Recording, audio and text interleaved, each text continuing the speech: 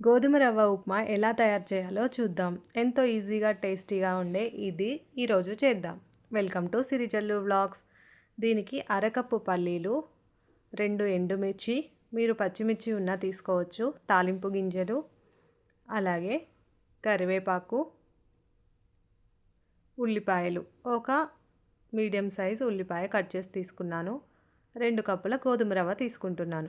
ముందుగా గిన్నె పెట్టుకొని దానిలో కావాల్సినంత నూనె పోసుకొని ఆ నూనె వేడైన తర్వాత తాలింపు గింజలు వేయాలి. జీలకర్ర, ఆవాలు, శనగపప్పు వేశాను. అలాగే పల్లీలు, అరకప్పు పల్లీలు వేసి ఇవి కొంచెం ఫ్రై అవ్వాలి. ఇవి ఫ్రై అయిన తర్వాత మనం కట్ చేసి పెట్టుకున్న ఆనియన్స్ వేసి ఫ్రై చేయాలి. తర్వాత కరివేపాకు, ఎండుమిర్చి వేస్తున్నాను. దీంట్లో టేస్ట్ కోసం ఒక హాఫ్ స్పూన్ నువ్వులు,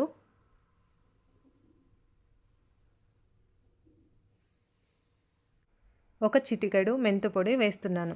మెంతుపొడి వేస్తే ఫ్లేవర్ చాలా బాగుంటుంది. తర్వాత ఇప్పుడు దీంతో మనం 2 కప్పుల గోధుమ రవ్వ తీసుకున్నాం కదా, 1 కప్పు గోధుమ రవ్వకి 2.5 గ్లాసుల చొప్పున మొత్తం 5 గ్లాసుల నీళ్లు పోసి మరగనివ్వాలి.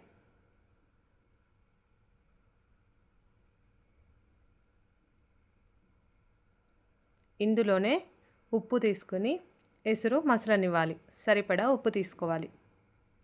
ఎసురు బాగా మసిలిన తర్వాత మనం ముందుగా తీసుకున్న 2 కప్పుల గోధుమ రవ్వను వేసి కలుపుతూ ఉండాలి.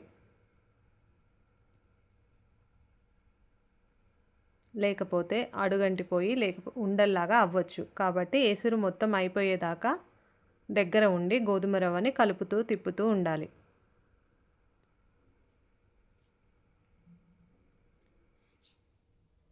ఎసరు మొత్తం అయిపోయి ఇలా దగ్గరగా వచ్చినప్పుడు దీని మీద మూత పెట్టుకోవాలి.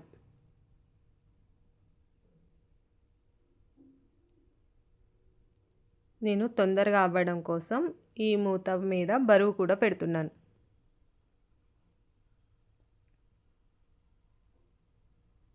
ఒక 5 నిమిషాల తర్వాత తీసి చూస్తే నీళ్ళు అన్నీ అయిపోయి గోధుమ రవ్వ మంచిగా ఉడికి ఉంటుంది.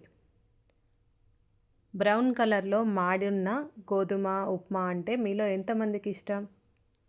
మా పిల్లలు దాన్ని ఇష్టంగా తింటారు. అంటే మరీ మాడింది కాదు, కొంచెం బ్రౌన్ కలర్లో మాడింది. అంతే, వేడి వేడి ఉప్మా రెడీ.